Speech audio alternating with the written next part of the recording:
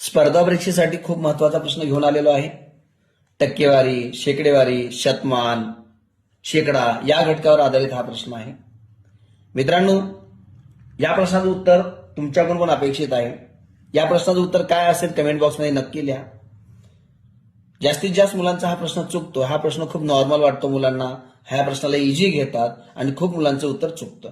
तुम्ही सुद्धा कमेंट बॉक्समध्ये उत्तर टाका, बघूया आपलं उत्तर बरोबर येतं का चुकतं.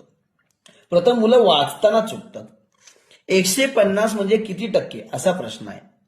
आता या ठिकाणी खूप मुलं मित्रांनो या प्रश्नाचं उत्तर काढताना काय करतात माहिती का, 150 च्या छेदात 100 टाकतात. खूप नाही, खूप मुलं, जास्तीत जास्त मुलं मित्रांनो, आणि याचं मित्रांनो दशांश चिन्हात रूपांतर करतात. खूप मुलं मित्रांनो. मग 15/10चं उत्तर येतं 1.5 आणि पुढच्या शून्याला किंमत नसल्यामुळे खूप जण मित्रांनो पर्याय क्रमांक 3 म्हणतात आणि इथंच चुकतं मित्रांनो मुलावाचं. त्यांना अर्थच कळत नाही प्रश्नाचा. मित्रांनो, यावर 2 प्रश्न असतात.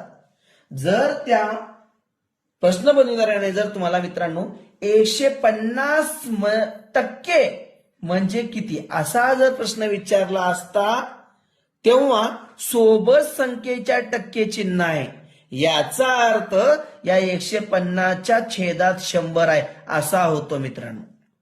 परंतु प्रश्न तसा नाही. बघावर, टक्के काढायचा आहे. टक्के सोबत दिलं असतं तर छेदात 100. एखाद्या संख्येच्या सोबत जर टक्के चिन्ह असेल तर छेदात 100.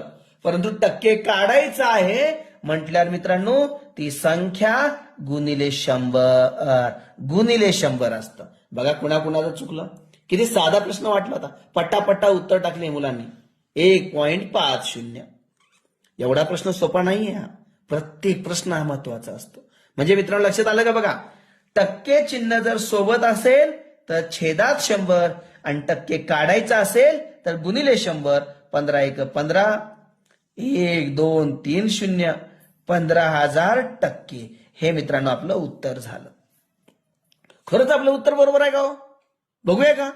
आता आपलं उत्तर 15,000% पर्याय नंबर 4 आलं. पण खरंच उत्तर बरोबर आहे का? रिचेक करूया. हो का? बघा, 15,000